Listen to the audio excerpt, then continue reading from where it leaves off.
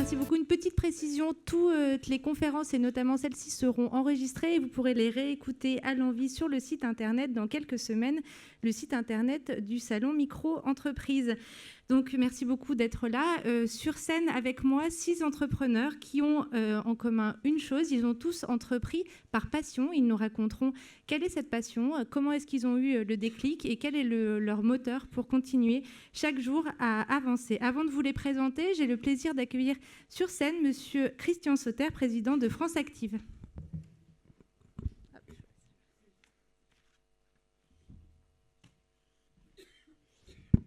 Merci Héloïse. Donc, je ne suis pas chef d'entreprise, mais je suis passionné et je suis très heureux de vous voir ce soir.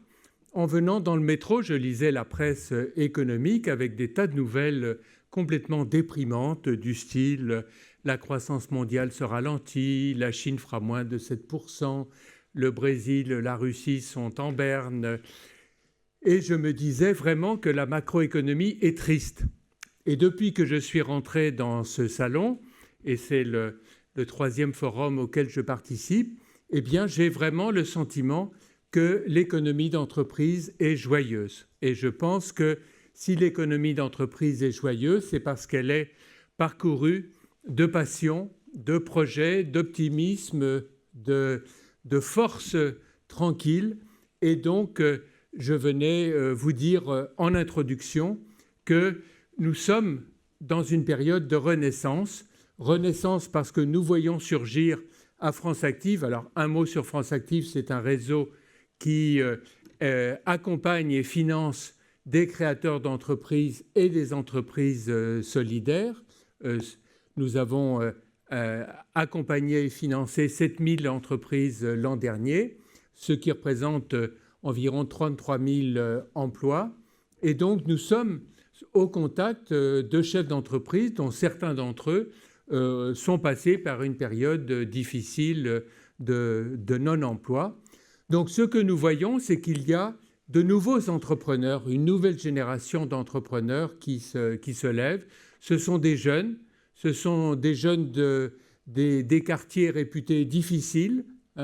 Une enquête de l'IFOP montre que 25% des jeunes diplômés des quartiers difficiles souhaitent créer leur entreprise et la difficulté, c'est que seulement 6% y parviennent. Donc, c'est important que ce salon, que d'autres chefs d'entreprise, des réseaux tels que France Active leur tendent la main.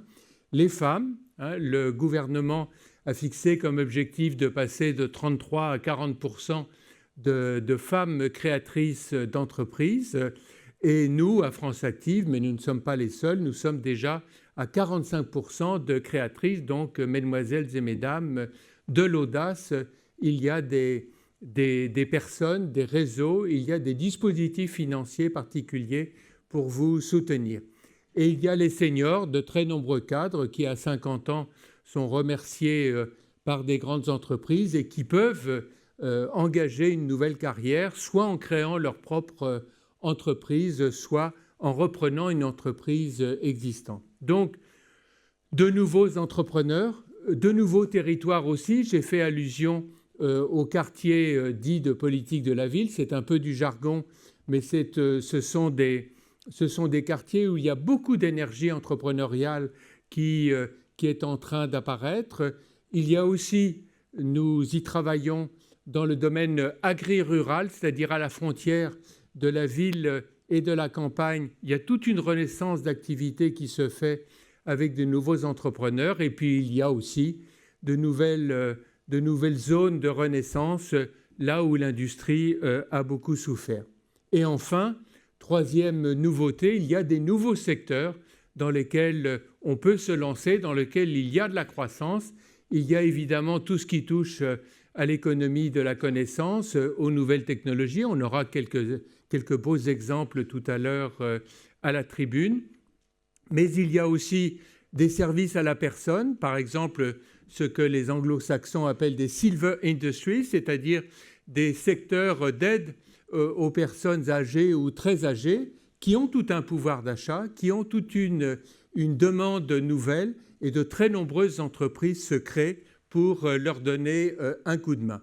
Et puis, puisque nous allons bientôt avoir la COP 21, il y a toute la transition énergétique dans laquelle on peut créer des entreprises. Ce ne sont pas que les très grandes entreprises qui seront au front. Il y a dans le secteur des économies d'énergie, dans le secteur des énergies renouvelables, il y a beaucoup à faire et il y a de la place pour tout le monde. Donc, je voudrais vous dire que il y a un secteur que j'aime particulièrement, qui est celui de l'économie sociale et solidaire. Nous aurons un bel exemple avec François Dechy. Ce que je veux simplement vous dire, et c'est la fin de mon message, c'est que n'essayez pas de classer, de diviser, d'être trop cartésien, comme on aime à l'être en France. Il n'y a pas d'un côté l'économique et le social, ou l'économique et l'écologique, ou le numérique et le social. On peut innover dans tous les domaines de la technologie, dans les domaines de la société, dans tous les champs de l'économie.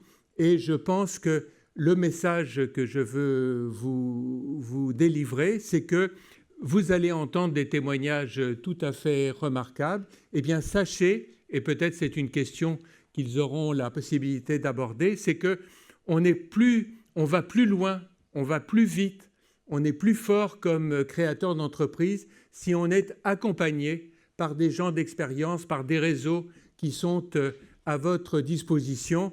Le créateur solitaire, sans aucun contact avec qui que ce soit, est un créateur qui se contraint à une solitude de coureur de fond qui peut être relativement difficile à assumer. Nous, à France Active, mais nous ne sommes qu'un réseau parmi d'autres, eh bien, si nous vous accompagnons et si nous vous finançons, vous avez 82% de chances de réussite au bout de 3 ans. Donc, n'hésitez pas à parler de votre projet, à penser que vous êtes remarquable, que vous êtes passionné et que vous pouvez intéresser des accompagnateurs pour vous conduire dans la belle aventure qu'est la création ou le développement d'entreprises. Merci.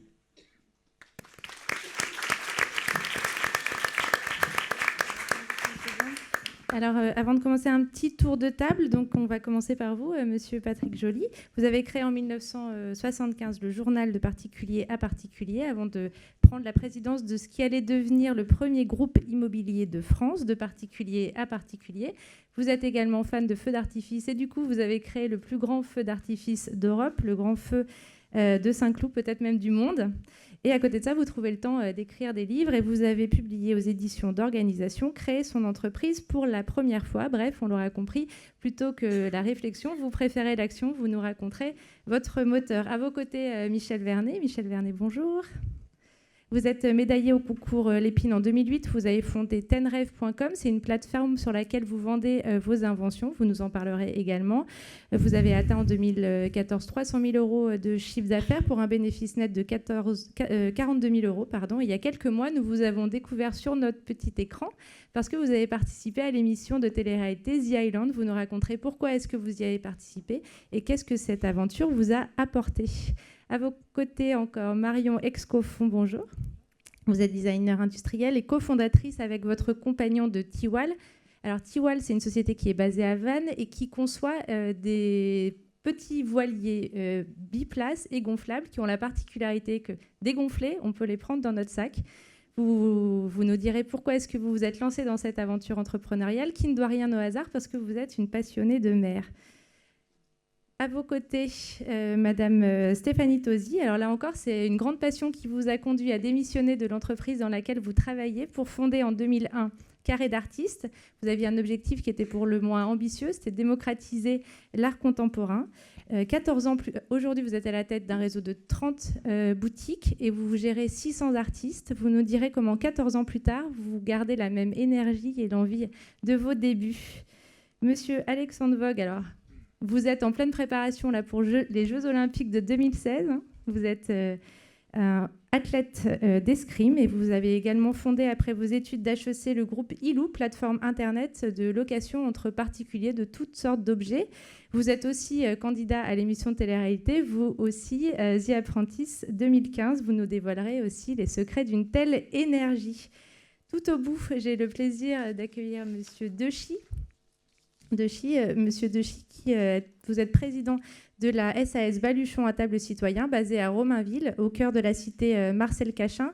Alors, la société, c'est une entreprise sociale qui concocte des plats cuisinés, élaborés exclusivement à partir de produits frais et de saison. Là encore, le choix de cette entreprise ne doit rien au hasard, parce que vous êtes un passionné de cuisine. Alors moi, la première question que je souhaiterais à tous vous poser, mais je vais d'abord la poser au plus proche de moi, Monsieur Joly, c'est est-ce qu'il faut être forcément passionné pour entreprendre ? Je vais répondre d'une manière très courte, oui. Oui, parce qu'il faut de l'énergie pour créer une entreprise. Et quand on est passionné par quelque chose, l'énergie, on l'a forcément. Et travailler ne devient plus un travail, ça devient un plaisir. Donc la passion permet d'avancer facilement, fortement. Ça aide à décupler l'énergie que n'ont pas les autres qui n'ont pas la même passion. Donc on a un avantage colossal sur les autres dès qu'on est passionné. Stéphanie, c'est pas vous qui allez dire le contraire, je crois. Alors effectivement, je pense que pour créer, il faut être passionné. Mais ce qu'il faut avoir peut-être en plus, parce que je suis persuadée qu'il y a plein de gens dans cette salle qui ont une multitude de passions, ce qu'il faut avoir peut-être en plus, c'est être passionné et puis avoir envie d'un nouveau challenge. Et moi, à l'époque, j'étais dans une société multinationale, une excellente société. J'y menais une petite vie intéressante mais tranquille et j'avais besoin d'un vrai challenge et d'aventure. Donc oui, la passion, c'est important, mais il faut aussi casser un peu la routine et se dire, à un moment, je change et puis je pars vers l'aventure. Marion, c'est également une envie de challenge qui vous a poussé à créer Tiwal. Ah bah oui, c'est tout à fait un challenge, en fait, pour la petite histoire, rapidement. En réalité, mon père ne voulait pas me prêter son voilier pour que je puisse aller naviguer seule. Et je lui ai dit, écoute papa, peu importe, l'année prochaine, j'aurai mon propre bateau, je l'aurai fabriqué moi-même, et puis j'aurai pas besoin de ton bateau pour aller naviguer. Et c'est en fait ce challenge-là qui nous a poussé à créer le dériveur Tiwal. En plus, le vôtre, il tient dans un sac quand même. Alors en réalité, il tient dans 2 sacs et dans le coffre d'une voiture, et vous pouvez le mettre à l'eau absolument partout. Donc là, pour en revenir à l'aventure, si vous avez envie d'aventure, voilà, c'est idéal. Alexandre, vous aussi, vous vous êtes lancé par passion dans ce secteur de la location ? Alors oui, je pense. Enfin, non, je n'avais pas une passion pour le secteur de la location. Voilà, faut pas. Mais en tout cas, j'ai une passion pour l'entrepreneuriat. J'ai une passion pour l'innovation, pour la création, pour le développement. Et oui, c'est vrai que le travail devient un plaisir. Et on a finalement du mal, en tant qu'entrepreneur, à trouver une séparation, une vraie barrière entre qu'est-ce que le travail, qu'est-ce que le plaisir. Parce que finalement, on est tout le temps en train de travailler, mais voilà, on n'a pas l'impression de travailler. Donc on est tout le temps finalement en train de se faire plaisir. Du coup, aussi tout le temps en train de travailler. Alors oui, on décroche jamais quoi. Enfin, je veux dire, c'est sûr, hein, quand je suis sorti d'école et que j'avais des copains qui partaient dans des sociétés, des grandes sociétés avec des bons postes, bien rémunérés, avec des horaires, des vacances, etc. C'était complètement différent de ce que moi je faisais, mais en même temps, j'ai plutôt le sentiment que eux m'enviaient que l'inverse. Donc voilà, je me suis jamais senti à plaindre quoi. En fait, ce qui se passe, c'est que moi, j'ai vécu ça de manière très, très précise, puisque j'ai créé PAP avec mon épouse, enfin avec la jeune femme qui est devenue mon épouse après. Et la question qu'on me pose souvent, c'est comment vous faites la différence entre votre vie professionnelle et votre vie privée ? Et la réponse, c'est je n'en fais pas. C'est ma vie, elle est continue. On peut très bien parler de travail le soir, on peut ne pas parler de travail au bureau. Voilà, c'est un espèce de mélange qui se fait parce que travailler n'est plus une corvée. Donc tout ça se mélange à la vie et ça devient quelque chose d'assez continu et d'assez évident. Voilà, c'est juste ce petit message que je voudrais faire passer. François, quand vous avez lancé votre société, est-ce que c'était évident que ça allait être dans la gastronomie, dans la cuisine ? Moi, j'avais accompagné des créateurs d'entreprises pendant 10 ans et donc ça me démangeait. J'étais celui qui en parlait le plus mais qui en faisait le moins. Donc j'avais envie de passer de l'autre côté de la barrière. Et quitte à se lancer, Et vu le nombre d'heures de travail que ça représente, je me suis dit autant faire le lien avec ma passion. Donc c'était la démarche entrepreneuriale et ensuite trouver un concept qui me permette de faire le lien avec cette passion et qui soit ensuite une activité qui permette de créer des emplois accessibles à des personnes peu ou pas qualifiées pour créer des emplois sur un territoire en difficulté de Seine-Saint-Denis. Mais pour revenir sur ce que disaient mes petits collègues, je pense que c'est vrai qu'on a l'image, vous avez l'image du CV où les passions, c'est, vous savez, les 3 dernières lignes de la page du CV. Et je pense que la motivation, enfin notre motivation, c'est d'en faire l'ensemble du CV. Oui, on n'a pas l'impression de travailler quand on est investi dans un projet de création d'entreprise. Michel, à quel moment vous avez eu, entre le moment où vous vouliez inventer et le moment où vous vous êtes dit « je vais vendre mes inventions », qu'est-ce qui s'est passé ? Oui, donc moi, effectivement, je retrouve énormément de points communs avec mes collègues. C'est-à-dire qu'au départ, moi, j'ai la passion de la solution. Je ne supporte pas d'avoir un problème et de ne pas trouver une solution, de ne pas abandonner. Pas se dire, là, il n'y a pas de solution, il y a une solution. Et concrètement, moi, c'était une autre grande passion, c'est le sport, et notamment le triathlon. Donc dans le triathlon, il y a de la natation. Je voulais nager dans une petite piscine, même gonflable. C'est la piscine que j'avais à la maison à l'époque. Et donc j'ai trouvé un système qui permet de nager sur place et qui permet donc de faire des kilomètres et des kilomètres dans une toute petite piscine. Et à ce moment-là, je n'étais pas inventeur, je n'étais pas entrepreneur, j'étais juste quelqu'un qui trouvait une solution à un produit qui était un problème et qui était très content d'avoir trouvé cette solution. Puis autour de moi, on m'a dit « Ah mais dis donc, son truc c'est pas mal. » Et puis si tu essayais de le vendre, et puis finalement de fil en aiguille, et je crois que ça c'est à mon sens important, c'est-à-dire qu'on ne part pas de se dire « Tiens, là il y a quelque chose, il y a de l'argent à faire là-dedans ». C'est se dire, tiens, moi j'ai fait quelque chose qui m'a plu, ça me plaît, c'est donc encore une fois la passion dont tout le monde fait preuve ici. Et après se dire, mais tiens, finalement, peut-être que je peux en vivre. Et depuis, j'en vis effectivement, et ça fait 10 ans maintenant. Vous aussi, Patrick, c'est un besoin, c'est d'abord le besoin qui a dicté, c'est quand vous avez cherché un appartement avec votre épouse, c'est ce que vous me racontiez ? Tout à fait. Je reprends vraiment cette expression, un chef d'entreprise, c'est un monsieur solution. Il a une obsession de la solution. Il est confronté à une multitude de problèmes. Et donc, c'est vrai que sa vie, c'est trouver les solutions aux problèmes qui se présentent à lui. Oui, effectivement, PAP, l'idée est venue vraiment tout bêtement en cherchant un appartement. Et on ne trouvait pas. Et curieusement, on a cherché un journal un peu spécialisé dans les transactions comme ça entre particuliers. Il n'y en avait pas. Et donc, à un dîner, un soir... mon épouse me dit, mais on pourrait peut-être essayer d'imaginer un journal pour faire ça. Et j'ai fait un compte d'exploitation sur la nappe, alors, très rapidement, en imaginant ce que ça pouvait être, combien on pouvait vendre d'annonces, à quel prix, etc. etc. Donc c'était un tout petit... on n'avait pas de tableau Excel à l'époque, ça date d'il y a 40 ans quand même. Donc voilà, j'ai fait ça avec un stylo, et puis j'ai simplement dit, je me souviens de la phrase, je lui ai dit, c'est jouable. Et donc on a mis toutes nos économies là-dedans, on a créé une petite SARL, avec 20 000 francs à l'époque, donc l'équivalent de, ça va faire combien, 3 000 euros je crois à peu près. Donc vous voyez que c'était possible, et donc c'est parti, voilà, l'idée est partie tout bêtement comme ça, après avoir cherché vainement un appartement. Est-ce que vous pensez qu'on est plus efficace quand on entreprend dans un domaine qui justement est sa passion ? Ah, incontestablement oui, incontestablement oui. Je ne vais même pas développer d'ailleurs. Donc vous trouvez des appartements sans arrêt maintenant pour vous ?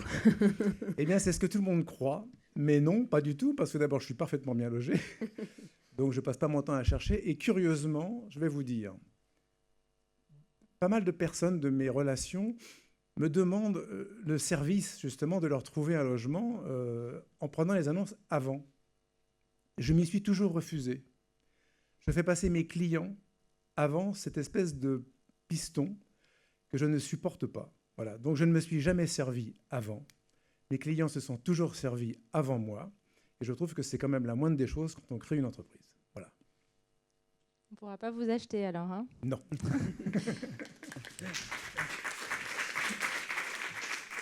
Est-ce que parfois entreprendre dans le cadre de sa passion, c'est pas le risque aussi d'en faire un peu une overdose ? moi, je crois qu'on n'en fait pas une overdose pour soi, parce que c'est vrai que quand on est passionné, on l'est vraiment jusqu'au bout. Et bien évidemment, de temps en temps, on a besoin de prendre un peu de recul, mais finalement, ça reste relativement rare. Mais c'est peut-être pour l'entourage. Et là, l'entourage, bon, il y a un moment, la passion du conjoint a ses limites.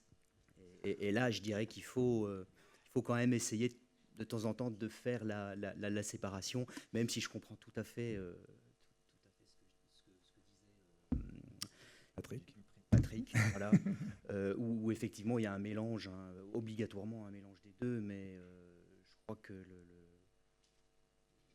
passion, enfin bon, elle est là en permanence, et je crois qu'on n'a pas vraiment besoin de se motiver pour la maintenir. Marion ? Moi, personnellement, pour donc travailler avec mon conjoint, au départ, tout était mélangé. Effectivement, c'est le début, voilà, c'est l'effervescence tout le temps. Après, je pense qu'il y a un moment où on n'est pas moins efficace en séparant la vie de famille et puis la vie d'entrepreneur. Donc, voilà, pour moi, c'est quelque chose qui me semble important. Mais le fait c'est aussi, on en avait parlé avec Stéphanie quand on a préparé, le fait justement de découvrir aussi que sa passion c'est un marché avec des règles, avec aussi peut-être un peu des mesquineries. Est-ce que du coup ça peut pas un peu entacher la passion qu'on a, notamment pour l'art contemporain ? Alors, entacher, non, pas du tout. J'ai même, je pense, j'ai développé un œil artistique, une connaissance artistique qui me passionne toujours autant. Et j'arrive à toujours m'émerveiller quand je vois des belles œuvres d'art. Et je voyage, je vais aller voir les galeries d'art. Enfin, je vais avoir cette quête permanente, que ce soit pour le travail ou mon plaisir personnel. Après, c'est vrai que cette passion, elle est assez dévorante. Moi, ma fille, elle ne peut plus rentrer dans un musée, elle ne peut plus rentrer dans une galerie d'art, parce que je pense qu'eux, à côté, peuvent faire une overdose. Donc, il faut effectivement faire attention de pouvoir cantonner cette passion. Et puis après, c'est une double passion, c'est-à-dire qu'il y a la passion de l'art, et puis très rapidement est venue la passion de l'entrepreneuriat. Et c'est une vraie passion aussi, et ça me motive autant que l'art. C'est-à-dire que demain, je ferai une autre entreprise qui ne serait pas dans le domaine artistique, je serai tout autant passionnée, parce que je suis passionnée par les gens avec qui je travaille, je suis passionnée par le projet que je porte, et je suis passionnée par ce que je fais tous les jours. Voilà. Alexandre, vous êtes d'accord ? En fait, oui. Moi, je pense pas, contrairement à ce qui a été dit, qu'il faut être forcément passionné par ce qu'on fait. Parce que là, on a des très beaux exemples de réussite. Néanmoins, il y a aussi des gens qui sont pas forcément du milieu, pas forcément des passionnés, qui justement apportent de la fraîcheur et un regard extérieur et qui réussissent. Donc, je pense qu'il n'y a pas vraiment de règles, parce que s'il y aurait des règles écrites, ça serait un peu trop simple. Et donc, du coup, je pense que voilà, moi, je pense qu'on n'est pas obligé d'être passionné par le secteur ou d'être un expert pour forcément réussir son projet entrepreneurial. Vous vouliez réagir, François ? Oui, non, mais c'est sûr qu'il faut s'entourer de professionnels. Moi, je ne suis pas du tout un professionnel de la cuisine, j'ai une passion pour la cuisine. Mais quand on est passionné par le secteur d'activité dans lequel on veut entreprendre, peut-être la difficulté, c'est de créer un modèle économique avec sa passion. La cuisine, pour moi, c'est quelque chose qui se partage. Mais entre adorer faire à manger pour ses copains, où vous ne comptez pas, où vous voulez les épater, et créer un modèle économique soutenable avec de la cuisine, en gardant vos valeurs, c'est deux choses très différentes. Et je pense qu'il y a beaucoup de gens qui peuvent être passionnés et qui ensuite peuvent avoir une certaine frustration à devoir créer un modèle économique, un prix à des prestations qui d'habitude ont l'habitude qu'ils ont l'habitude de partager plutôt que de vendre. Donc c'est ce cap-là sur lequel il faut faire très attention quand on est un passionné du secteur dans lequel on entreprend. Je crois qu'il faut considérer la passion au sens le plus large possible. Ce n'est pas forcément la passion du produit que l'on fait, c'est la passion de faire, c'est la passion d'entreprendre, c'est la passion de vendre, c'est la passion de faire plaisir à des gens, de correspondre à quelque chose dont ils ont besoin. C'est ça la passion. Si en plus ça peut se conjuguer avec la passion du produit qu'on fait, c'est l'idéal, mais ce n'est pas obligatoire. C'est vrai que la petite annonce immobilière, avant qu'on se passionne pour la petite annonce immobilière, sincèrement, enfin bon, ou alors il faut être malade, mais c'est plutôt la passion de répondre à un besoin que peuvent avoir les particuliers dans le cadre du logement. Voilà. Si on arrive à faire ça, on est toujours dans le domaine de la passion. mais pas la passion, je dirais, artistique, pas la passion complètement, comment dirais-je, introvertie. Vous voyez, où là, ça peut être dangereux. Si quelqu'un s'enferme dans sa passion, dans sa bulle, en croyant que sa passion est la passion de tout le monde, là, il y a un danger. Et là, il faut un peu de lucidité. Ce que disait, j'ai oublié le prénom, Michel, ce que disait Michel tout à l'heure. Voilà, il ne faut pas s'enfermer dans sa passion à soi. Voilà, c'est une passion large. Est-ce que parfois, dans la conduite de vos affaires, vous en avez un peu parlé, là, François, le fait, dans la conduite de vos affaires et le développement de votre business, est-ce que parfois la passion prend le pas sur la raison et du coup peut nuire un peu au développement du business ? Non, enfin, je pense qu'une passion, c'est une énergie positive. Après, il faut, oui, alors sauf à parler de s'enfermer dans une passion ou dans un concept, à vouloir forcément avoir sa conception de son produit et penser que, voilà, il faut raisonner à partir du moment où on est passionné, entreprenant et qu'on raisonne en fonction des besoins de ses clients et du plaisir qu'on peut éprouver à répondre aux besoins de ses clients, c'est quelque chose qui peut bien se passer et ça reste une énergie positive. Patrick ? Oui, je vais juste, toujours pour parler de passion, quand j'ai décidé de créer vraiment alors, par plaisir et par passion le plus grand feu d'artifice d'Europe, c'était quoi le concept ? C'était créer un spectacle de pyrotechnie payant. Il n'y en a pas beaucoup, hein. Il y en a un à Annecy et il y avait les feux de Chantilly qui n'existent plus. Il y en avait 2 en France. Payant, et il fallait que ce soit le plus long et le plus grand d'Europe. Bien. Tout le monde m'a dit, payer pour un feu d'artifice, t'es malade, tu vas jamais y arriver. Ils vont voir celui du 14 juillet, place du Trocadéro, point barre, tu n'y arriveras pas. J'ai dit, écoutez, moi je le sens, instinct ou pas, je démarre le projet. J'avais une jauge de 23 000 personnes. J'ai 23 000 personnes qui sont arrivées, qui avaient payé un billet pour voir la première édition du Grand Feu en 2009. Ça, je vous dis, c'est un bonheur. Même si cette année-là, j'ai perdu de l'argent sur ce spectacle, puisqu'il n'était pas encore très bien calibré. Et quand vous voyez 23 000 personnes arriver sur une idée que vous aviez en tête, qui ont payé pour ça, je peux vous dire, c'est une récompense inimaginable. Et rien que pour ça, je ne regrette pas du tout de l'avoir tenté. Voilà. Mais donc, c'est juste pour revenir sur ce mélange entre la passion, la raison, c'est-à-dire, est-ce que ça va marcher ou pas ? On crée un petit business model. Bon, le problème, c'est que la première édition, j'avais un peu sous-estimé le coût de l'opération. Mais sinon, c'est un modèle qui marche. Le Grand Feu de Saint-Cloud est un modèle qui marche économiquement. On a les aléas de la météo qui peuvent poser un problème. Mais voilà, donc, on part d'une passion, on la raisonne, on la réfléchit comme une entreprise. Là, c'était un spectacle. C'est une entreprise. Quelle que soit l'activité humaine, dès qu'on fait quelque chose, il faut le raisonner comme un entrepreneur. Et c'est comme ça, moi, que j'ai envisagé le Grand Feu. Et c'est comme ça qu'il faut, je dirais, raisonner ses passions. Stéphanie, est-ce que des fois, vous êtes un peu dans un dilemme comme ça, ah, j'aime bien cet artiste, mais il ne marchera pas. Donc, Alors, pour être honnête, au tout début et à l'ouverture de Carré d'Artiste, il est vrai que j'ai été portée surtout par mes goûts personnels. Et il y avait des styles que je ne voulais pas présenter chez Carré d'Artiste. Alors que Carré d'Artiste, c'est la diversité, c'est une multitude de styles et de techniques pour que justement les clients puissent chacun trouver une œuvre qui leur plaît. Donc, j'ai eu du mal au départ à me réfréner et c'est des amis, des anciens collègues qui sont venus dans la galerie d'art où on présentait à l'époque 30 artistes qui sont présents dans une seule galerie et qui m'ont dit, voilà, dans la galerie, je n'aime rien. Donc effectivement, puisque le but d'une entreprise, c'est aussi de satisfaire le client, ça m'a remis en cause, ça m'a permis de retravailler très rapidement les fondements de Carré d'Artiste et de revoir la palette de styles qui aujourd'hui est beaucoup plus large. Donc oui, la passion m'avait emmenée sur un territoire qui n'était peut-être pas complètement correct et qu'il a fallu rôder. Vous disiez tout à l'heure qu'au début, quand vous avez voulu lancer le Grand Prix, le Grand Feu, on vous a dit oh, ça ne marchera jamais. Est-ce que chacun de vous a été un peu confronté aussi au scepticisme de ses proches ? Et comment est-ce qu'on fait face à ce scepticisme pour passer au-delà et entreprendre malgré tout ? Alors, je vais juste prendre la parole parce que nous, on a ouvert le 11 septembre 2001. Donc, j'ai démissionné de l'entreprise où j'étais. Et je croyais au concept, qui était vraiment un concept novateur de démocratisation de l'art contemporain.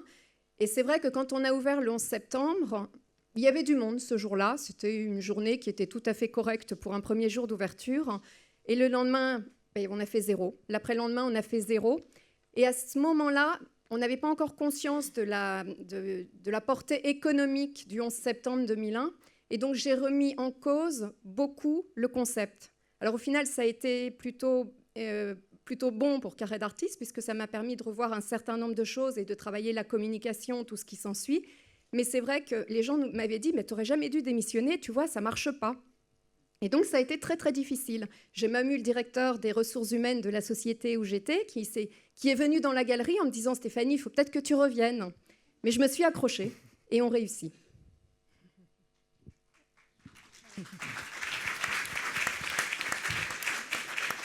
Alexandre, est-ce que vous aussi, vous avez dû... En fait, ce que je remarque, c'est que souvent, quand on crée une entreprise, voilà, on croit à un produit, et puis on se rend compte que, voilà, que finalement, sa vision du produit, ce n'est pas forcément la vision du marché. Et donc, finalement, je pense qu'un bon entrepreneur doit savoir être à l'écoute du marché. Et rares sont finalement les gens qui lancent une entreprise et puis qui trouvent tout de suite leur modèle et que ça fonctionne. Enfin, il y en a, mais c'est quand même très rare. Et je pense que voilà, nous aussi, la force du groupe Illouz, ça a été finalement d'évoluer, d'écouter le marché. C'est-à-dire que nous, à la base, on a créé un site de petites annonces de location entre objets, d'objets entre particuliers. Et puis voilà, on s'est rendu compte en grossissant notre marketplace que déjà le business model, on l'a construit. On ne savait pas forcément au départ et c'était finalement on prend une commission sur les transactions. Et puis surtout, on s'est rendu compte qu'il y avait des milliers et des milliers de loueurs professionnels en France qui avaient besoin de visibilité. Donc ça peut être des loueurs de bateaux, de déguisements, de plantes, d'ordinateurs, enfin de tout et n'importe quoi. Et donc là, on a créé vraiment un modèle spécifique pour eux où on leur fait payer un abonnement pour être notre marketplace. Mais ça, quand je l'ai créé en 2009, je n'avais pas un instant pensé à ça. Et donc c'est ça, et c'est une des choses qui nous a aussi beaucoup fait décoller. Donc je pense que ce qui est assez amusant, c'est de voir que finalement, on évolue et on affûte notre stratégie en fonction des retours du marché. François, vous aussi, quand vous avez démissionné, est-ce que vos proches ou vos anciens collègues étaient sceptiques ? Mais je pense que tout créateur d'entreprise croise au départ beaucoup plus de gens sceptiques ou gentiment indifférents sur son parcours. Ce qui est important, c'est dès le départ de pouvoir s'entourer de quelques personnes bienveillantes,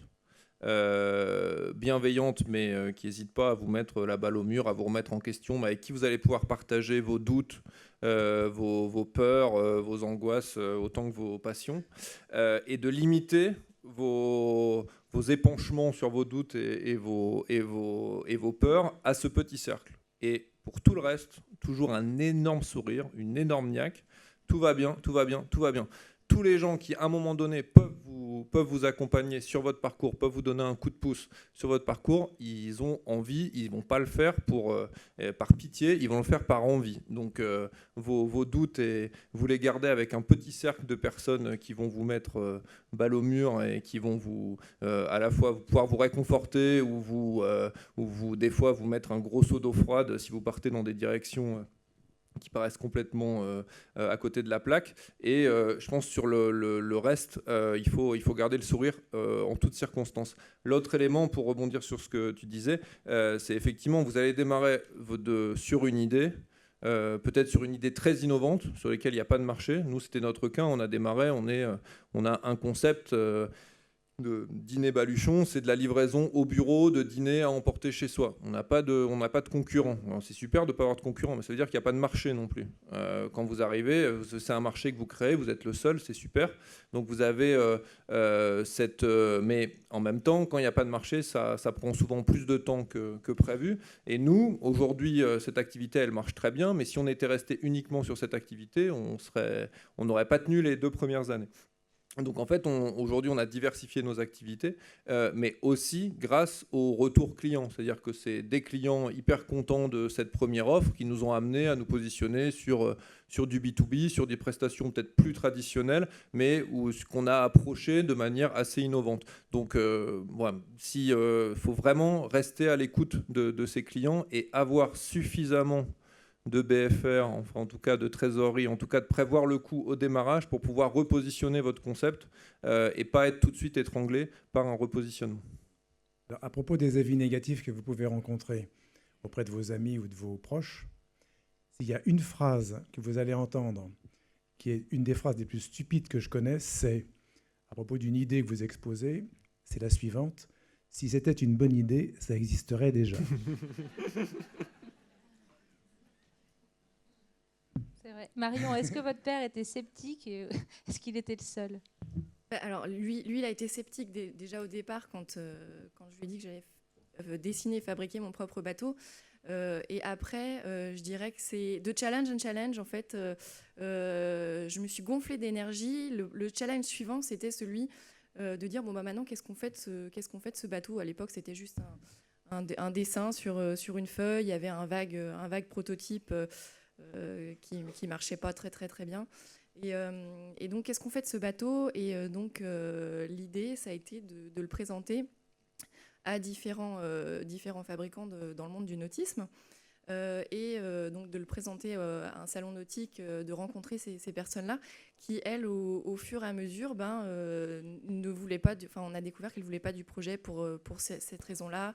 Pour celle-ci, ça ne rentrait pas dans leur gamme, ou alors ils ne souhaitaient pas faire de nouveaux projets. Enfin bref, ça pouvait faire peur à grand nombre d'entre eux. Et de fil en aiguille, au fur et à mesure des discussions, on s'est rendu compte que finalement, ça pouvait être un projet qui était viable. Voilà, et c'est ce challenge-là qui m'a permis de développer le projet. Après, quand on parlait de savoir s'entourer, je pense qu'il ne faut pas s'entourer de trop de personnes non plus. Il faut savoir où on va. Il faut bien entendu avoir le petit tableau là, sur le bout de papier dont on parle, et des objectifs. Et pour ma part, puisque je pense parler qu'en mon nom, c'est une affaire d'équipe. Et j'ai su trouver, ça a été facile, mon équipier, et du coup c'est vrai que c'est ça qui permet d'avancer, et le fait aussi que ce soit mon conjoint, c'est une personne de confiance, et c'est vraiment, c'est pas toujours facile, mais voilà, ça peut aider. Michel, comment est-ce qu'on réagit vos proches quand vous leur avez annoncé la création de tenref.com?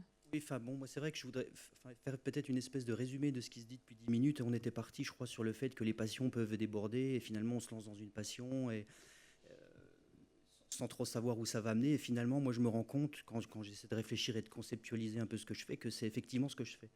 C'est-à-dire que je vais pas vraiment écouter les autres. J'ai une envie, c'est ça, je crois que c'est pas une idée, c'est une envie. J'ai envie de faire. Donc ça, c'est la passion, et je fais. Et par contre, ce qu'il faut être capable derrière de faire, alors on a parlé de BFR tout à l'heure, de trésorerie, où effectivement, à certains moments, il en faut quand même un petit peu d'avance, parce que quand on fait des bêtises, faut pouvoir réparer derrière. Arrivé aussi, mais je crois qu'il faut avoir cette capacité à apprendre, et ça doit être une des passions communes à tout entrepreneur, cette passion d'apprendre. C'est vraiment pour moi un mot clé, et on apprend de tout, des échecs comme des réussites, et ça c'est vraiment essentiel. Il y a aussi le fait d'être, ça c'est aussi le côté sportif, d'être compétiteur, le challenge, et de dire je vais réussir. Alors il ne faut pas non plus être stupide et aller contre vents et marées et dire tout le monde me dit que je vais rater, je vais échouer, mais finalement je vais prouver que je peux réussir. Alors je dirais que voilà, dans un premier temps en tout cas, c'est la stratégie qui est la mienne, et j'essaye de conceptualiser justement tout ça, d'écrire un petit peu de temps en temps pour... j'appelle ça d'ailleurs la JTESTRA, c'est stratégie à l'envers. J'en parlais tout à l'heure avec Patrick, je disais moi finalement d'un point de vue marketing, je ne fais pas une étude de marché pour savoir s'il y a un marché. Je me dis moi j'ai besoin, je fais. Enfin si le produit n'existe pas, je le fais.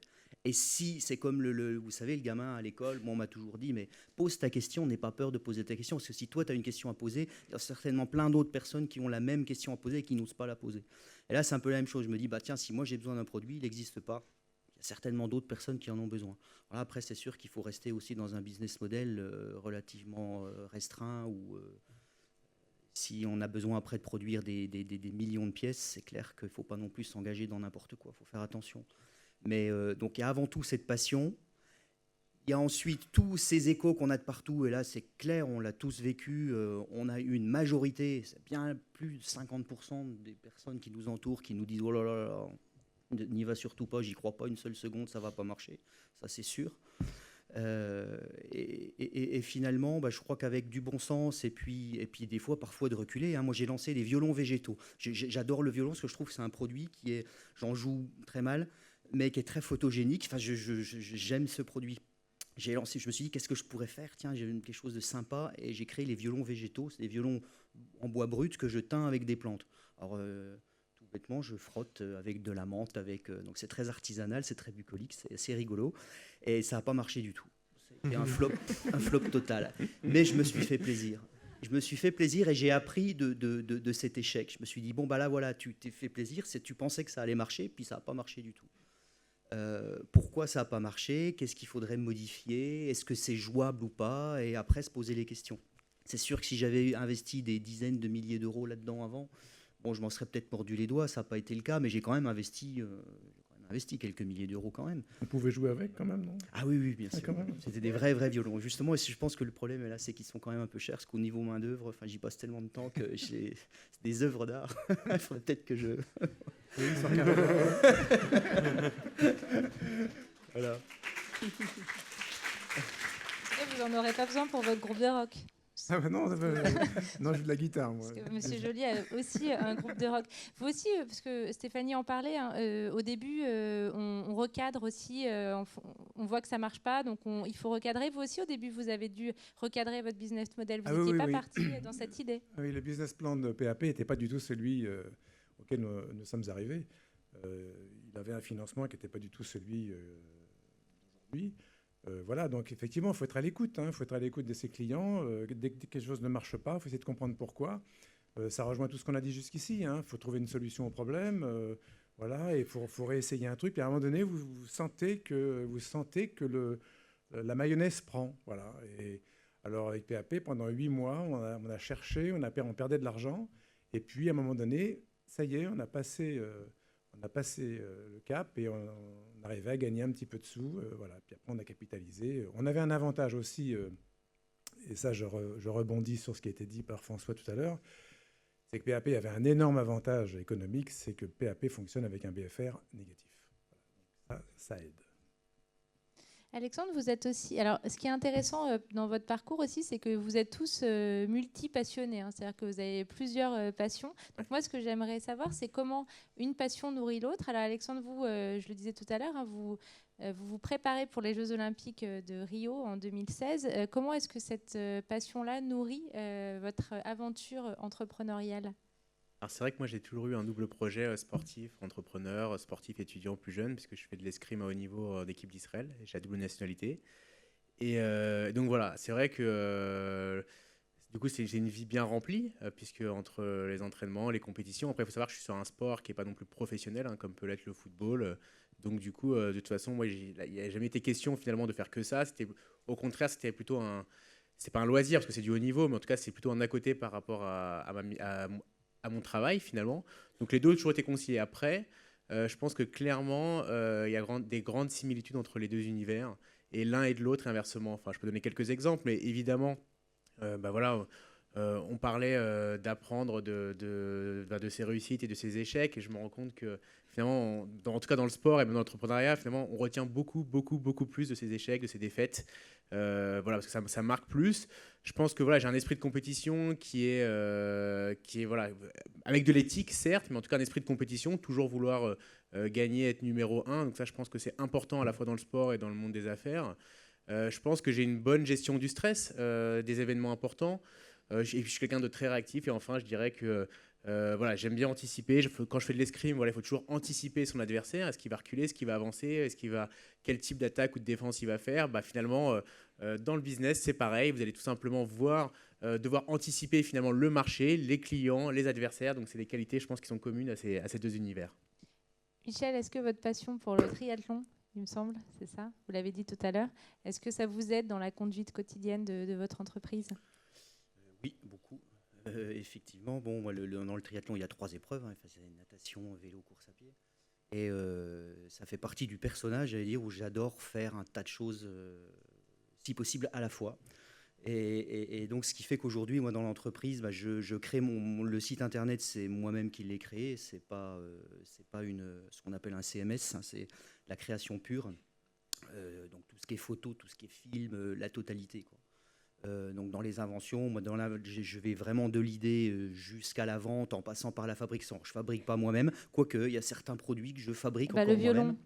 Il y a les violons, effectivement, mais là, le produit actuel, c'est des boîtes laser. Je me suis rendu compte, c'est pour la petite anecdote, mais je voulais absolument, voilà, ça vient d'ailleurs encore une fois d'un besoin personnel où je voulais projeter des images de Noël sur la façade de ma maison. J'ai cherché ça pendant des années. Il existait des choses aux États-Unis, mais c'était très très cher. Donc c'est niche un peu. Hein, j'ai trouvé. Niche. Ah oui, et j'ai trouvé donc un petit laser et j'ai demandé au producteur asiatique s'il pouvait l'adapter avec des motifs de Noël. Mais par contre, ça ne va pas à l'extérieur. Donc moi, j'ai créé la boîte qui permet de mettre ce laser-là à l'extérieur. Et ça, à l'heure actuelle, bon, j'en vends 400 donc, par an. Bon, ça reste. Vous allez peut-être avoir un pic là. Donc je les fabrique encore moi-même. Ça prend des semaines entières. Donc il faudrait peut-être passer à l'échelle d'après. Mais moi, c'est ce que j'aime en fait. C'est effectivement faire moi-même. J'aime faire.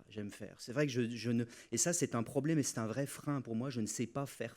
Je fais. Et là, après, je suis sûr que là, je vais avoir de bons conseils d'autres personnes qui me diront. Non, il y a un moment où effectivement, de toute façon, aujourd'hui, moi, je peux pas faire plus. Je travaille jour et nuit. Je gagne très très bien ma vie. Mais stop quoi. Donc, mais ça, voilà, c'est ce que m'apporte le sport, c'est cette envie de toujours faire plein de choses. Et puis, j'en parlais avec Patrick tout à l'heure. Je crois que le dirigeant d'entreprise, c'est un débat. Hein. On dit est-ce que c'est un sportif au sens figuré. Je pense que c'en est un. Oui, il y a toujours le sens du challenge malgré tout. Hein. On a un vrai pitching ball. Hein. C'est quand on prend un coup, on revient, toujours. Et ça, c'est quelque part le sportif. Et je pense aussi qu'il faut vraiment être un vrai sportif. Et si vous lancez votre entreprise et qu'au bout de 10 heures au bureau ou à réfléchir ou à faire des choses ou dans votre voiture, là, il faut s'aérer. Il faut vraiment, en vrai, aller faire du sport. Et moi, quand on me dit, tu as de la chance parce que tu as du temps, non, je n'ai pas plus de temps que les autres, mais je prends ce temps-là, ça fait partie de mon travail. J'ai honte parce que moi, je ne suis pas du tout sportive et pourtant, j'ai l'impression d'avoir beaucoup d'énergie et pouvoir avoir des sas de décompression. Donc, je pense que ça dépend des caractères. Peut-être. Patrick, est-ce que votre passion pour les feux d'artifice et le rock, parce que je l'ai appris tout à l'heure, est-ce que ça vous nourrit aussi au quotidien dans la conduite de votre entreprise ?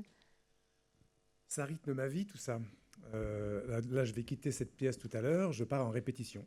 Donc, il faut que j'aille chercher ma Gibson. Et puis, voilà, et puis hop, j'ai 3 heures de répétition avec des amis.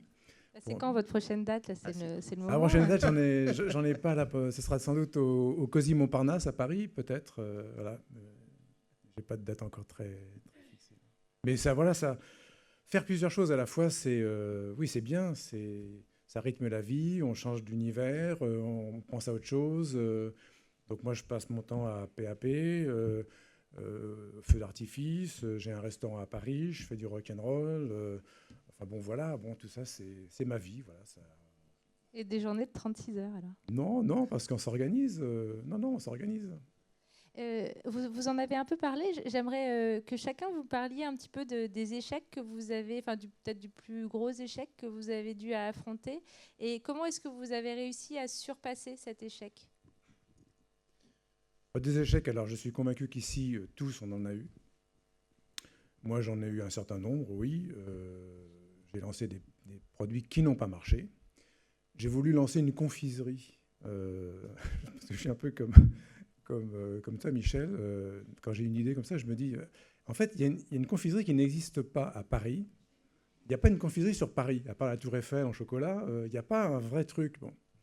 Et j'avais imaginé faire un pavé de Paris. Et je me suis retrouvé un peu comme Michel dans ma cuisine, avec de la pâte d'amande, des colorants, des cacahuètes brisées pour faire un peu granit. Voilà, et je faisais des petits pavés et tout. Bon. Et une fois que j'ai fait ça, il a fallu quand même que je fasse faire.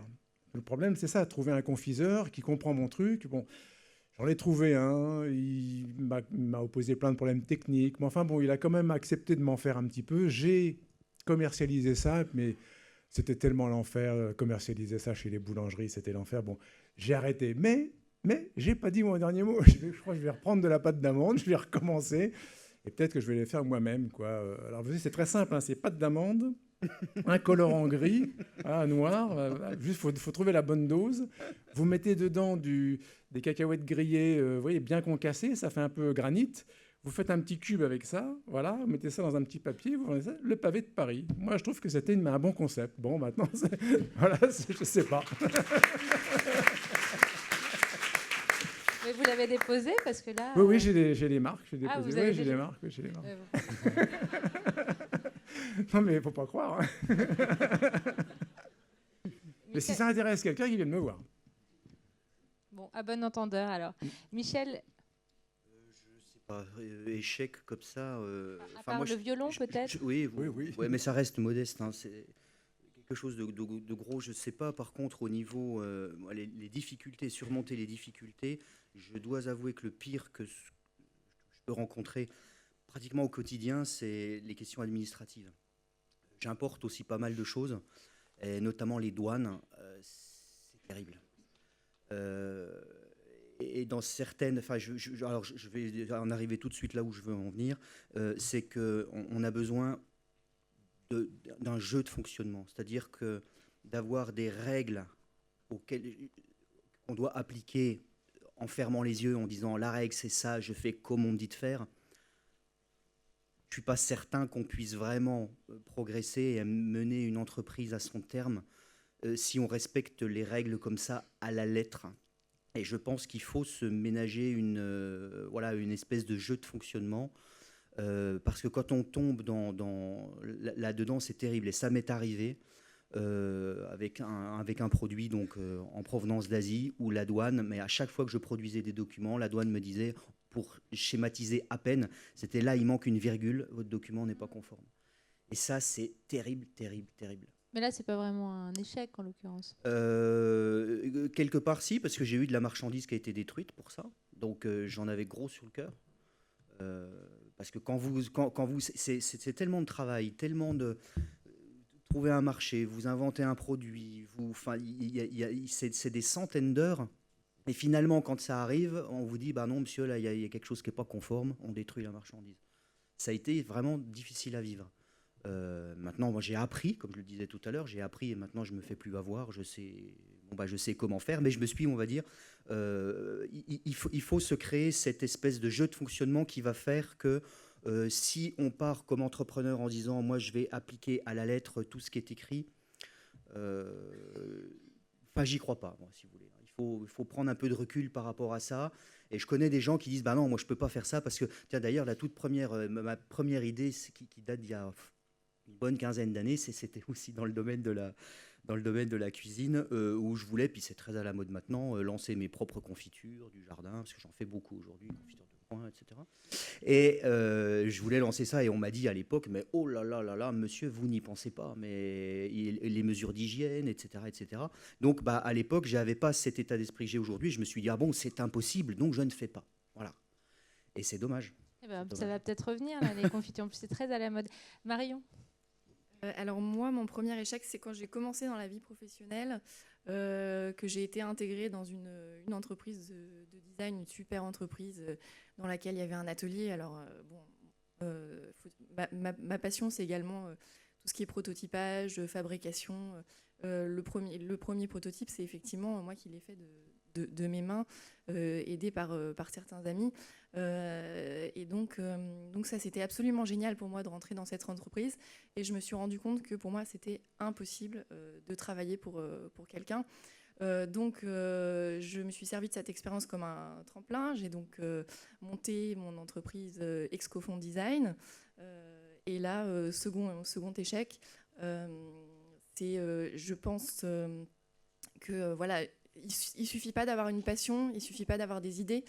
Après, pour les concrétiser, il faut quand même avoir, je dirais, certaines qualités de connaissance du business, en fait, que je n'ai pas. Et donc là-dessus, ça m'a servi de nouveau de tremplin pour rebondir cette fois-ci avec Tiwan. Stéphanie? Alors, moi, c'était plutôt à l'international, puisqu'au départ, quand on a créé Carré d'artistes, on imaginait un concept très franchouillard, c'est-à-dire que ça s'appelait Carré d'artistes, et on n'était pas du tout porté sur l'international. Petit à petit, en fait, on a compris que l'international, c'était très important pour la société, puisque la French Touch s'exporte très bien, la culture française encore plus. Et donc, à ce moment-là, on a décidé d'aller très fortement à l'international. Donc aujourd'hui, on a 15 galeries à l'étranger, mais on a ouvert le Brésil un peu comme on a ouvert New York ou des territoires européens. Et en fait, on s'est rendu compte que le Brésil, c'était très, très compliqué. Il y a des douanes qui sont et une logique très, très sévère au Brésil. Et en plus, on a choisi un couple de franchisés qui était, 6 mois après, qui divorçait. Donc là, en fait, on a fermé la galerie et on s'est rendu compte que le Brésil, c'est un marché qui est très intéressant, mais attention à tout ce qui est réglementaire, étant parlé justement par rapport aux douanes. Et puis, on a revu aussi la sélection des franchisés, puisque c'est bien quand on a un couple, mais il faut que le couple s'entende bien et qu'ils partagent le même projet professionnel. Voilà, mais c'est vrai qu'on l'a mal vécu de fermer São Paulo. Alexandre, est-ce que vous avez connu un échec et comment vous avez réussi à passer au-delà? Alors en fait, moi chaque matin quand je me lève, et c'est aussi ça qui est assez rigolo, c'est que la journée va être remplie à la fois de d'immenses joies et de succès et d'échecs. Donc des échecs, j'en ai tous les jours. Après, c'est vrai que voilà, c'est les montagnes russes, ça quand on est entrepreneur, on le comprend rapidement, mais voilà, je pense que c'est au début que ça marque le plus. Donc voilà, j'ai vraiment des tonnes d'anecdotes, ça peut être des mauvais recrutements, des mauvaises expériences, etc. Il y en a un qui m'a spécialement marqué, qui était vraiment au tout début de l'aventure Ilou. C'est vrai qu'on a fait, donc nous on s'est développé une petite start-up, on avait très peu de moyens, on a démarré l'histoire avec 3 000 €. Donc tout de suite on a voulu faire une levée de fonds, donc on allait rencontrer des investisseurs. Donc c'était pas non plus une levée de fonds énorme au départ, c'était 500 000 €. Et voilà, et donc on prépare ça, et 3 jours avant de closer, avant de signer le deal, donc tout était réglé, tout était dans l'ordre, les gens commençaient donc à envoyer l'argent. Et on avait notre principal investisseur, donc qui avait tout signé, qui avait signé tous les papiers, etc., qui mettait la moitié en fait de la souscription et qui nous dit finalement, non, moi je me retire, sans raison, plus de nouvelles, plus rien, je me retire. Un acteur connu en plus dans la place. Et voilà, c'est un peu tout. En plus, quand on se lance, c'est tellement important, on n'a pas ce BFR, cette trésorerie, et on a besoin de ces financements. Tout qui se close 3 jours à la fin, et puis on ne peut pas expliquer aux autres que finalement on va lever la moitié, etc. Donc finalement, on se dit que tout va échouer. Et finalement, voilà, on a rebondi, ça a été sport, mais voilà, comme j'aime bien le sport, ça tombait bien. Mais en tout cas, on avait finalement plus de souscripteurs qui étaient intéressés qu'on avait dû refuser.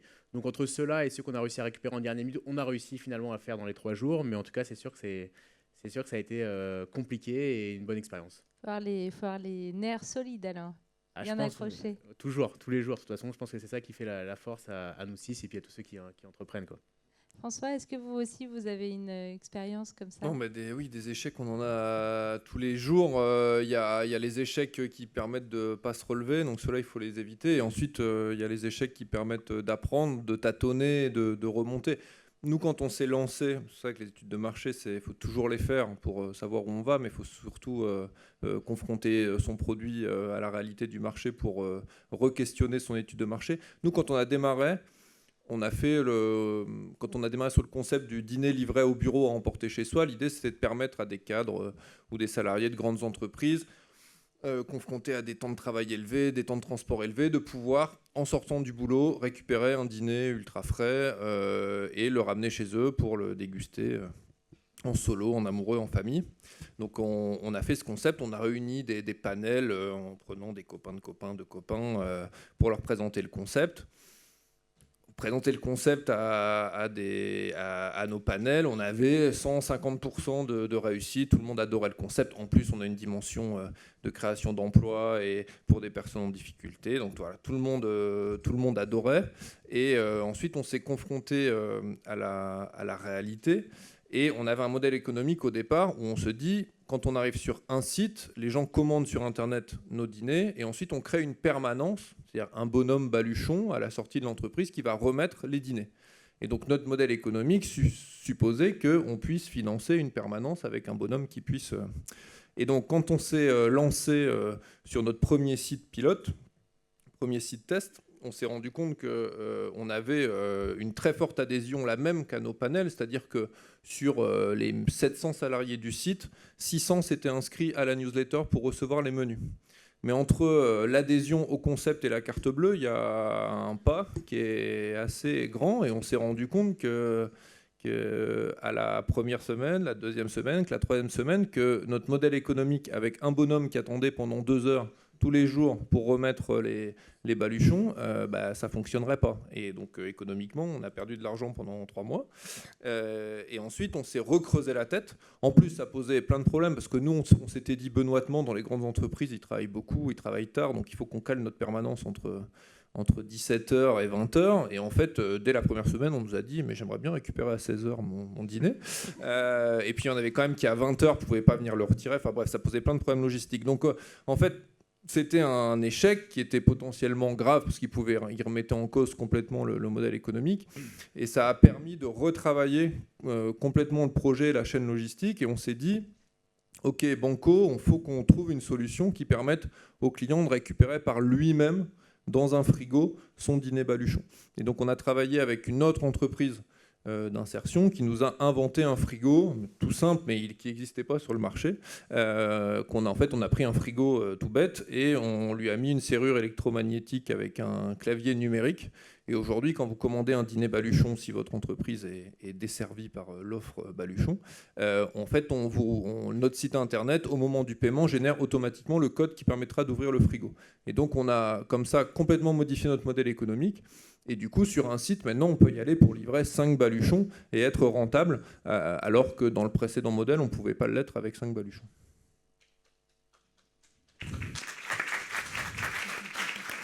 Bon, là, on parle un peu des mauvais souvenirs, mais quel est votre meilleur à tous, pareil, votre meilleur souvenir professionnel rapidement, hein. Il est à venir. On va passer alors. Moi, je dirais que c'est lorsque le premier client a vraiment sorti sa carte bleue pour payer. C'était, je pense, grand pas. C'était le meilleur souvenir. Ouais. La première petite annonce qui est arrivée dans la boîte aux lettres. On est allé la dépenser au restaurant. Oh, c'était 45 francs à l'époque. Exactement. C'était un petit restaurant. Bravo, bravo. C'était un petit restaurant, oui. Michel? Moi, je crois que c'était vraiment ma première invention, mon premier brevet. C'est un aboutissement de voir une idée qui était juste dans la tête et qui finalement aboutit à quelque chose de fini avec sa marque. Parce que ma marque, moi, c'est T'en rêves, c'est mon nom à l'envers, Vernet à l'envers, V-E-R-N-E-T, T-E-N-R-E-V. Tu en rêves. Donc c'était, je l'avais rêvé et c'était fait. Marion? Moi, ce sera aussi le premier salon nautique avec notre premier client qui est parti avec son bateau. Dans ces 2 sacs, donc. Là, dans ces 2 sacs. Et Stéphanie? Et moi, il y en a 2. La première, c'était l'ouverture à New York. Et en fait, on était là-bas. Et à ce moment-là, il y a des New-Yorkais qui sont arrivés, qui se sont intéressés à la galerie en détail.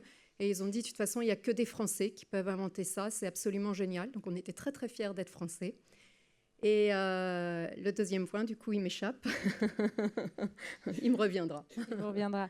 Quel conseil vous donneriez aux personnes qui sont dans la salle et qui sont tentées par l'aventure entrepreneuriale? Il y a un mot qui n'a pas été employé. C'est le mot liberté. Je crois que c'est l'envie de liberté qui génère l'envie de créer une entreprise. C'est une liberté sous contrainte, effectivement, puisque être chef d'entreprise, c'est plein de contraintes, mais c'est ça qui fait l'envie véritable, au-delà de la passion, c'est l'envie d'être libre. Moi, j'ai une définition de la liberté qui m'appartient, c'est la liberté, c'est le choix de ses contraintes. Et croyez-moi, quand on est chef d'entreprise, on a des contraintes. Mais elles sont choisies, elles sont acceptées et elles font partie de notre vie. Et c'est la liberté, l'envie de liberté qui doit à tout prix exister chez vous si vous voulez créer une entreprise. Il y a ça, et puis par hasard, hier soir, moi je lisais un livre, un roman, Anna Gavalda, bon voilà. Mais je ne fais pas la promotion de cet écrivain, mais en tout cas, elle parlait d'une histoire d'amour et elle disait, voilà, il faut la tenter, parce que sinon on regrettera peut-être toute sa vie, ou on vivra une vie, je dirais, tranquille, sans avoir mis un peu d'adrénaline dans cette vie-là. La création d'entreprise, je pense que c'est exactement la même chose. On peut vivre une vie tranquille et puis en se disant, tiens, j'aimerais bien créer une entreprise. On connaît beaucoup de gens qui veulent créer une entreprise. Le plus difficile, c'est peut-être de passer à l'acte, mais c'est un peu comme une histoire d'amour, c'est-à-dire qu'à un moment, il faut y aller, il faut se donner les moyens et il faut la vivre. Après, on ne sait pas si ça va fonctionner, mais en tout cas, on va faire un petit bout de chemin comme ça, on va se donner les moyens et l'énergie, et on aura vécu et on aura fait de très belles choses. Oui, c'est vrai que voilà, déjà l'entrepreneuriat c'est plein de choses. Hein. Moi je suis dans l'innovation, dans le digital, mais ça peut être une boulangerie, il y a un coiffeur, toute sorte. L'entrepreneuriat est très vaste. Moi j'ai souvent chaque semaine il y a des entrepreneurs dans le digital qui viennent me voir et ils me disent j'hésite à me lancer, je sais pas, mon boulot, etc. Mes crédits. Moi j'ai toujours un seul conseil. Pourquoi être entrepreneur, ça j'en ai des milliers.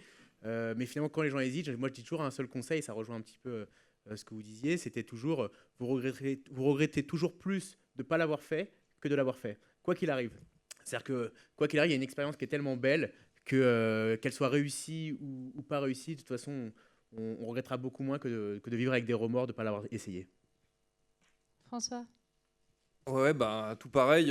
J'ajouterais juste que il faut quand même faire un peu attention, parce qu'en fait, on en connaît plein des gens qui ont envie de se lancer. La question, c'est que le pire moment et le meilleur moment de se lancer, c'est quand on n'a aucune contrainte, pas de crédit, mais souvent assez peu d'expérience. Donc après, quand on avance dans sa carrière professionnelle, si on est salarié, on commence à avoir plus de compétences, plus d'expérience, peut-être plus d'idées, plus de maturité, et en même temps, on commence à avoir son petit crédit, sa petite vie pépère, son salaire qui tombe à la fin du mois. Donc, et le coût de sortie est de plus en plus élevé. Donc, il ne faut pas trop attendre. Ou alors, et aussi, pour que l'expérience soit belle dans tous les cas, prendre 2-3 précautions pour éviter que un échec d'un projet se transforme en l'échec de sa vie et vous pèse toute la vie parce qu'il y a des cautions perso dans tous les sens ou vous avez surinvesti sur un projet qui... s'il y a un conseil, c'est celui-là, éviter les grosses... prenez un risque dans tous les cas qui vous permettra de vous relever et de retenter le coup, qui ne vous mette pas plus bas que terre à long terme, et maîtriser ce risque-là, et aussi prévoir toujours 2 fois plus que ce que vous imaginiez comme temps entre le moment où vous allez vous lancer et le moment où vous allez pouvoir vous payer convenablement. Donc ce temps-là, il faut pouvoir tenir le choc, parce que ce serait trop dommage d'arrêter au milieu du gué parce que vous avez pas de trésor alors que ça commence à marcher. Il y en a plein qui se plantent tous les ans sur des bons projets parce qu'ils n'ont plus assez pour les 2-3 mois, les 4 mois, les 5 mois qui manquent pour pouvoir passer le cap. Donc bien anticiper ses besoins.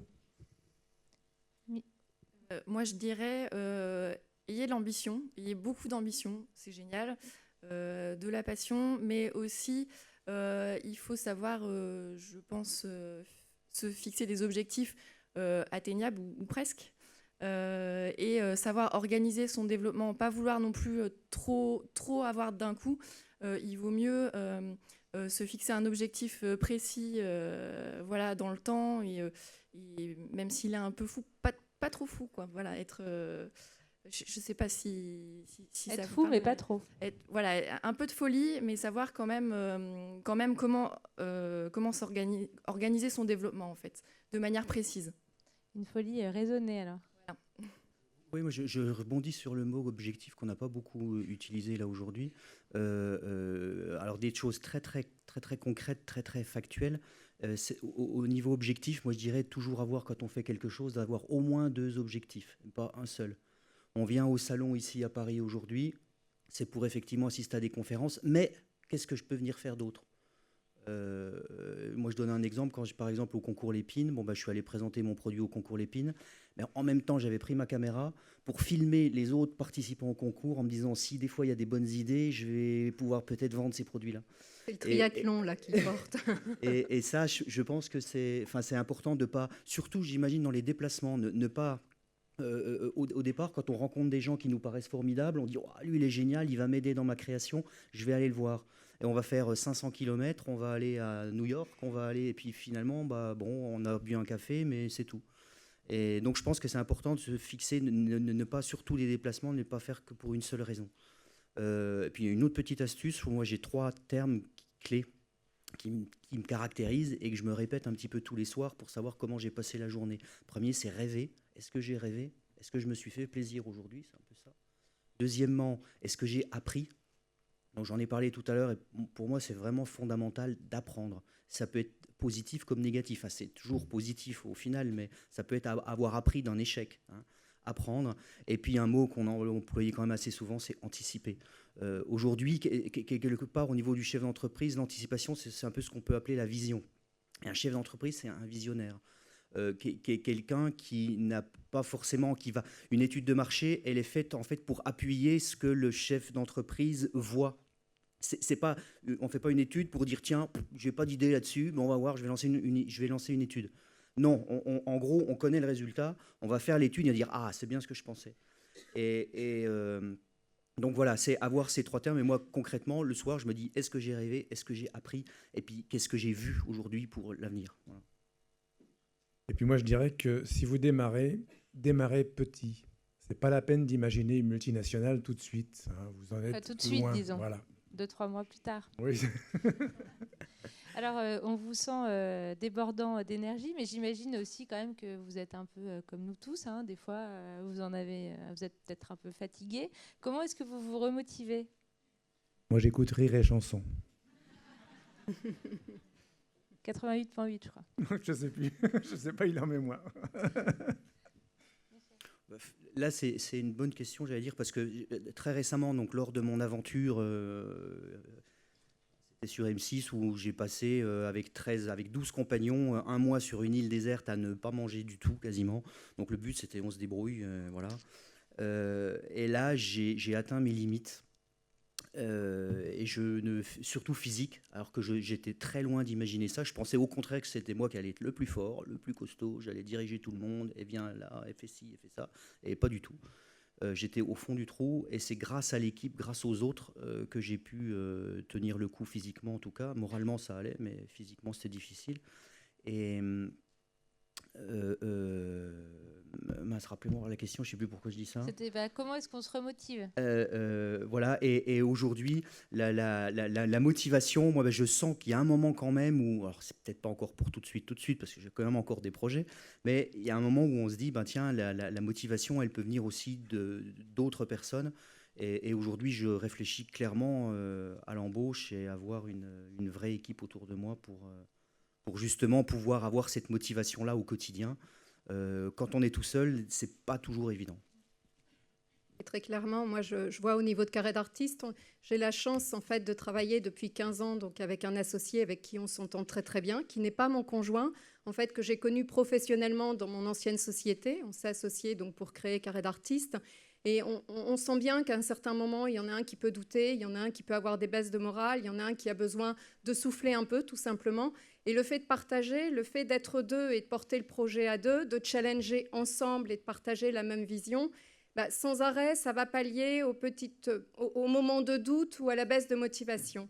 Et après, c'est vrai qu'en dehors de cet associé qui est un appui malgré tout très fort, les gens, c'est très important. Donc les salariés au sein même de l'entreprise qui sont très investis pour l'entreprise et qui portent vraiment le projet, qui se sentent complètement responsables de la démocratisation de l'art. Et puis après, ce sont les artistes. Moi, j'ai reçu des textos de certains artistes qui vendent très très bien chez Carré d'Artistes, dont un dont je me souviendrai tout le temps, c'est si Dieu n'existe pas, il y a Carré d'Artistes. Voilà, tout ça, ça vous porte et ça vous emmène dans les moments de doute. Moi, concrètement, j'ai une petite baisse de régime, on va dire, il y a quelques mois. Il y a une chose qui m'a vraiment remotivée, c'est la T-Walls Cup. Donc en fait, c'est une régate qu'on organise avec tous les propriétaires de Tiwal, une régate dans le golfe du Morbihan, voilà, où sur une journée, les gens viennent pique-niquer, se faire plaisir. C'est une régate conviviale. Et moi, là, ce qui m'a vraiment, vraiment remotivée, c'est de voir tous ces gens, le sourire aux lèvres, qui venaient me dire oui, c'est génial, moi, je l'utilise, je navigue à tel endroit, je me fais plaisir. Ça, c'est vraiment un super booster. Alexandre, c'est quoi votre booster? Voilà, moi déjà j'essaie de tout prendre avec légèreté, de me dire finalement qu'est-ce qui est le plus important dans la vie, et très vite voilà, je me rends compte que finalement c'est pas forcément le souci du moment dans l'entreprise. Donc généralement voilà, je prends ça avec légèreté, avec amusement. J'ai rarement voilà, des grosses baisses de démotivation, mais c'est vrai que j'ai une chance, c'est que je fais énormément de sport, comme j'ai expliqué. Donc forcément, quand on fait du sport, que ce soit à petit ou à haut niveau, c'est un bon moyen de décompresser, de penser à autre chose, et donc de repartir avec des bonnes intentions tout de suite après. François, et votre secret? Il bon y en a deux. Il y en a un, c'est qu'il faut absolument, je pense, garder une bande de potes pas du tout connectés à votre projet. Et voilà, moi je sais qu'une fois par mois, j'ai une soirée avec 3 amis qui en ont strictement rien à faire de ce que je fais. Enfin non, ils sont très contents que je sois épanoui dans mon boulot, mais on parle de tout sauf de baluchon. Donc ça, c'est bien, je pense, de garder dans son parcours de création des gens avec qui partager son projet et des gens avec qui partager tout sauf son projet. Et puis l'autre élément, c'est vrai que nous à Baluchon, on a la chance d'être sur une dynamique collective. Il y a 35 salariés aujourd'hui, il y a tous les cadres qui sont associés au projet, il y a 20% du capital qui est détenu par les cadres de l'entreprise. Donc il y a aussi, voilà, quand il y a un petit coup de mou chez l'un, il y a une remobilisation collective. Et puis j'ai de la chance d'avoir autour du berceau, dans l'actionnariat, dans le conseil de surveillance de la société, un certain nombre de personnes qui suivent le projet depuis le départ, qui ont investi beaucoup de temps et un peu d'argent, et qui sont aussi un très grand boost à la fois pour prendre du recul et pour se remotiver quand il y a des petits coups de mou. C'est tous ces acteurs qui, soit au quotidien, soit un peu en périphérie, mais quand même très près, peuvent être là au quotidien. Et je pense que dans la construction d'un projet qui se développe, si vous recrutez, si vous vous développez, il faut avoir dans ces instances de direction et de gouvernance des personnes de confiance avec qui vous pouvez construire l'histoire de manière collective. On va faire encore une fois un petit tour de table. Donc, quel est le mantra ou la citation qui vous guide chaque jour au quotidien? Alors moi, j'en ai 2 très précises. Le mieux est l'ennemi du bien, mais l'excellence est dans le détail. C'est celui-là. C'est tout? Grand silence. Michel? Voilà, moi, c'est résolument dans l'action, c'est-à-dire que quand tout aura été dit et fait, beaucoup plus aura été fait que dit. Voilà, c'est vraiment, je pense qu'il faut privilégier malgré tout l'action. La réflexion, c'est bien. Il y a un moment où il faut franchir le pas et il faut agir. Prenez des notes, parce que ça devient sérieux. Marion? Moi, c'est très simple, c'est quand on veut, on peut. Elle est facile à noter, celle-là. Elle est facile à noter et puis ça marche bien. Stéphanie? Moi, c'est même pas une citation en particulier, mais c'est mon leitmotiv, c'est avance, avance. Voilà. Donc, quand on est chef d'entreprise, qu'on a des ambitions, il y a plein d'embûches, mais il faut avancer. Alexandre? Oui, moi, je dirais c'est des 2 conseils que m'a donné un investisseur un jour face à une difficulté. 2 conseils simples, mais qui sont finalement tellement vrais. Le premier, c'était si c'était facile, tout le monde le ferait. Et puis le deuxième, c'était finalement, c'est dans la difficulté qu'on voit les personnes de qualité. Et c'est vrai que je trouve ça tellement juste et je m'en sers à chaque fois qu'il y a une difficulté pour, au contraire, m'en servir pour réussir encore plus. Et François, vous aurez le mot de la fin. Ok, moi j'en ai 2, donc ça fera 2 mots de la fin. Il y en a une qui est de Jaurès, mais qui a surtout été soufflée par un autre entrepreneur qui s'appelle André Dupont, qui est un grand monsieur, qui est président du mouvement des entrepreneurs sociaux et qui cite toujours la citation de Jaurès de cette volonté d'aller à l'idéal en passant par le réel, qui est un truc vachement important. Et une autre, comme disait souvent ma maman, c'est « aime et fais ce que tu veux ». C'est de Saint-Augustin, mais elle est pratique. Merci beaucoup à vous tous pour la qualité de cette intervention.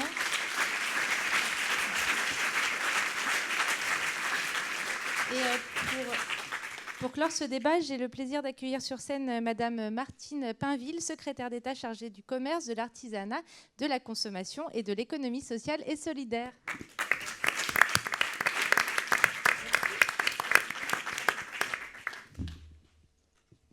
Je vais poser sur le micro. Je peux le fermer? Non, je ne voudrais pas appuyer sur des boutons, couper la lumière ou couper le son, je ne sais pas. Mesdames et messieurs, je dois dire avec un grand plaisir que je viens aujourd'hui au Salon des micro-entreprises pour clôturer cette table ronde. J'ai entendu les dernières prises de parole puisque j'ai, pendant un petit moment là, visité le salon. Je me suis promenée au milieu des stands et c'est vrai que c'est un vrai plaisir d'être là. S'il y a un domaine dans lequel la France s'illustre, c'est bien celui de la création d'entreprises. Avec un peu plus de 550 000 entreprises créées en 2014, dont plus de la moitié sous le régime de la micro-entreprise, notre pays est en tête du palmarès européen.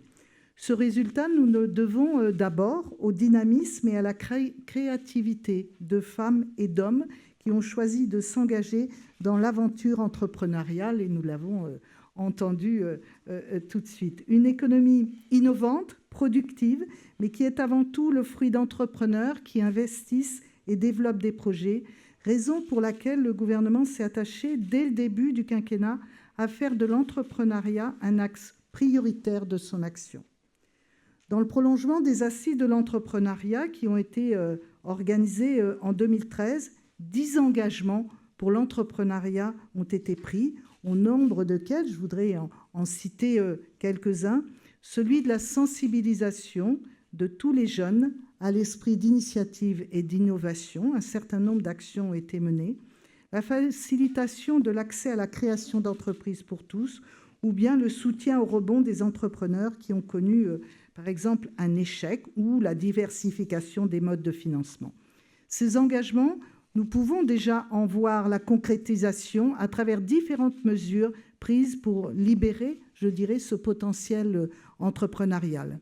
Tout d'abord, le gouvernement a souhaité amplifier le développement de l'esprit d'entreprendre et d'innovation chez les jeunes avec la mise en place de 29 pôles étudiants pour l'innovation, le transfert et l'entrepreneuriat, ce qu'on appelle PEPIT. Et j'ai pu voir le stand tout à l'heure. C'est vrai que c'est plutôt intéressant et je dirais alléchant.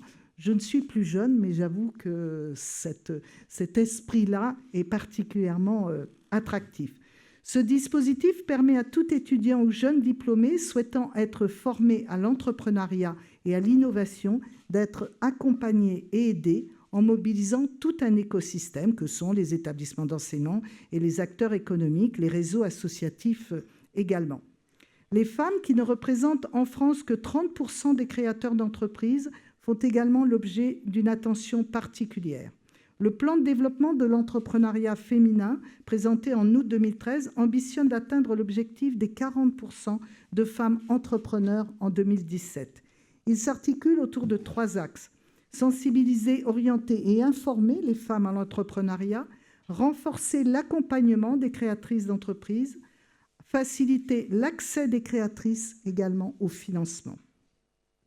14 réseaux d'accompagnement à la création d'entreprises, dont certains sont représentés dans ce salon, j'ai pu aller les rencontrer, ont ainsi signé 7 engagements pour améliorer l'accompagnement des créatrices qui sont suivis dans le cadre d'un comité de pilotage interministériel. Je crois que là aussi, c'est important dans des actions de pouvoir avoir ce suivi et de voir en même temps ce qui peut fonctionner ou dysfonctionner pour ensuite ajuster. Parce qu'entreprendre, c'est aussi prendre des risques, mais vous le savez, il est essentiel que les entrepreneurs ayant connu un échec puissent se voir offrir une seconde chance. Je crois que c'est aussi important. On a le droit de se tromper, mais il faut aussi pouvoir rebondir et pouvoir recommencer. L'indicateur 40 de la Banque de France recensait les chefs d'entreprise ayant subi une liquidation judiciaire datant de moins de 3 ans, compromettant ainsi leur possibilité de financement en cas notamment de nouveau départ. Pour mettre fin à cette stigmatisation, le gouvernement a supprimé cet indicateur qui était donc à la Banque de France, l'a supprimé en 2013. Je crois que là aussi, c'est important. Ce ne sont pas des actions qui se voient quelquefois de manière forte, mais en tout cas, y compris pour la création d'entreprises, c'était un acte important. Les TPE et PME représentent 99% du tissu des entreprises françaises et constituent un vivier important d'emplois. Le principe du « penser petit d'abord » doit donc irriguer la politique en faveur des entreprises. C'est un axe fort du gouvernement en direction des TPE et des PME. C'est ce que le gouvernement poursuit en mettant en place des conditions cadres propices à la création et au développement des très petites entreprises notamment. S'agissant du régime de la micro-entreprise, nous l'avons simplifié avec la loi artisanat, que l'on appelle aussi loi CTPE, et la fusion des régimes du micro-social et du micro-fiscal en un seul et unique régime est une mesure forte et, je crois, appréciée des TPE. En tout cas, c'est les retours que nous avons. Des aménagements ont également été apportés pour répondre à l'intérêt général, celui d'améliorer le contrôle des activités et la protection juridique des tiers, via notamment le contrôle des qualifications artisanales. Mais c'est également renforcer l'accompagnement des micro-entreprises pour favoriser leur développement et leur pérennité avec le stage préalable à l'installation. Là aussi, je crois, on le voit dans Salon où il y a des informations que vous pouvez aller chercher qui peuvent être apportées, mais je crois qu'il faut aussi le sécuriser et le stage est là pour ça. Pour assurer la transition vers ce régime simplifié dans les meilleures conditions, il est prévu dans le projet de loi de financement de la Sécurité sociale 2016 de permettre aux travailleurs indépendants qui relevaient du régime micro-fiscal au 31 décembre 2015 de rester dans le régime social de droit commun jusqu'au 31 décembre 2019. C'est là aussi une mesure importante. Les travailleurs auront tout à fait la possibilité de demander à opter pour le nouveau régime microsocial avant cette échéance, s'ils le souhaitent. Ce sont des mesures qui accompagnent là aussi les TPE. Les mesures d'application restantes qui concernent pour une grande majorité le régime microsocial et les cotisations et contributions de sécurité sociale qui lui sont attachées sont en cours d'élaboration au ministère des Affaires sociales. C'est un peu technique, mais je pense que dans l'accompagnement et dans l'activité de l'entreprise et sa croissance, ces mesures-là ont un sens. La loi pour la croissance, l'activité et l'égalité des chances, qui a été du 6 août 2015, comporte également un certain nombre de dispositions qui faciliteront le quotidien des micro-entrepreneurs, comme l'insaisissabilité de droit de la résidence principale de l'entrepreneur individuel. Je crois que c'était une des mesures qui était attendue. Et suite à la remise du rapport des députés Sylviane Bulteau et Fabrice Verdier, des avancées également sur le régime social des indépendants, le RSI. On sait qu'il y a aussi des interrogations, des attentes fortes et un certain nombre de mesures ont là été prises. Je tiens à souligner 2 mesures qui me semblent à la fois emblématiques de notre engagement et je dirais pragmatiques. La réforme des barèmes de cotisation qui donnera plus de lisibilité aux cotisations dues et permettra la validation de 3 trimestres par an. C'était des mesures également qui étaient attendues par les entrepreneurs. Et la réduction du délai de carence à 3 jours pour les arrêts de maladie de plus de 7 jours et la mise en place d'un mi-temps thérapeutique. Ce sont une protection de ceux qui souhaitent entreprendre, de ceux qui souhaitent s'installer. Mais je crois que là aussi, c'est important. Voilà, mesdames et messieurs, peut-être les quelques mots que je souhaitais vous dire que l'emploi demeure une priorité du gouvernement, qu'un plan a été annoncé en faveur des TPE et des PME. C'est un engagement fort que nous souhaitons continuer et poursuivre. Merci. Merci beaucoup. Madame la secrétaire d'État, merci. Une dernière information, demain à 16h, une conférence ici même sur les secteurs porteurs dans un monde qui bouge. Et un dernier mot, n'hésitez pas à venir vous inscrire sur notre newsletter www.chefdentreprise.com. Merci beaucoup. Mais par mail,